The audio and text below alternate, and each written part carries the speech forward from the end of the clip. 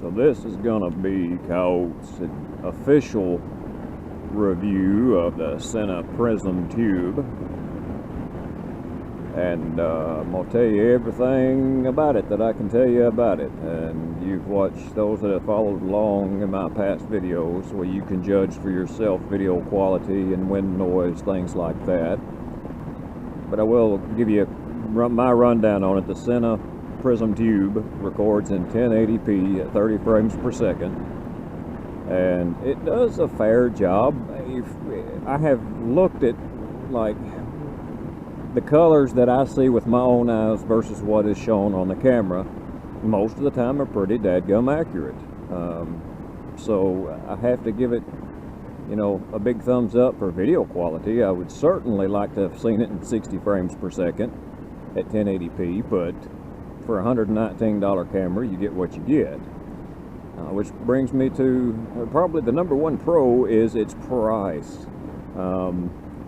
Everything all included in $119. You got your microphone. It's not a very good microphone, but it's enough to get you started in motovlogging. And you get, of course, the camera, the helmet mount. It's got the little speaker. It talks to you, tells you when she's on and off. And so it's a pretty good deal for what it is. It's an excellent way, and I would buy it again, even with a few problems, and I still highly recommend it to people just trying to just get their foot in the door, just give you something to get started on to see, because you may get on the road and say, you know, this ain't really what I thought it was going to be. You know, I don't got the time, I've got family, whatever. The super slim mount was a big selling feature for me too. The thing is extremely little, virtually no weight, very aerodynamic. I just don't like the big honking GoPro hanging off the chin mount or anywhere on the helmet. I just don't like having the big 1980s Kodak disc camera look. If y'all don't know what that is, that was a camera, you can pull it up, Kodak disc camera.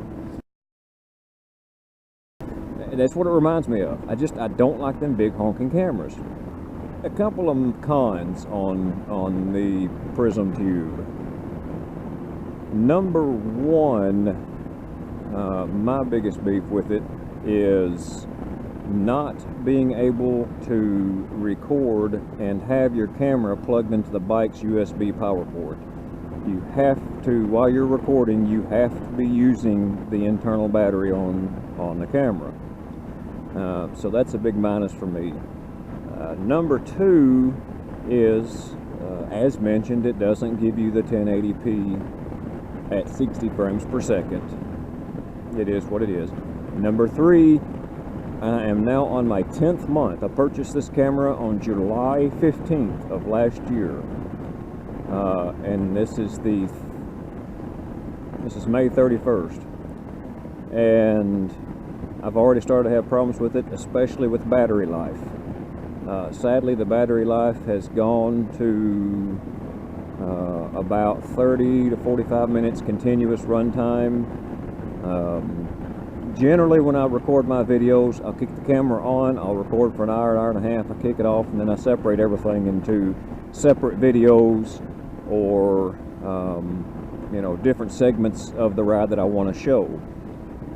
And now I have to pick and choose moments, like you know, turn it on, talk about a topic, shut it off. I can't use it for a continuous recorder for the entire ride like I used to do. You know, there and again, it's a $119 camera, but I would have liked to have gotten more than a year's use out of it. Having that been said, I use the heck out of this camera. You know, I may use it a whole lot more than the average person. I don't know, because I record almost all the time. I use it as a traffic cam, if you will.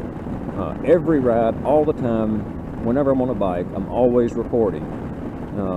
Just because you never know. You never know what you're going to see or what's going to happen or whatever. So, and maybe it wasn't built for that kind of a duty cycle. I know most of the time my battery, even when new, was I guess a lot of times on longer rides it would go dead before I even got done with the ride at about an hour and a half. So yeah, battery life is definitely an issue after 10 months. Really, guys, I think I'm on number 4.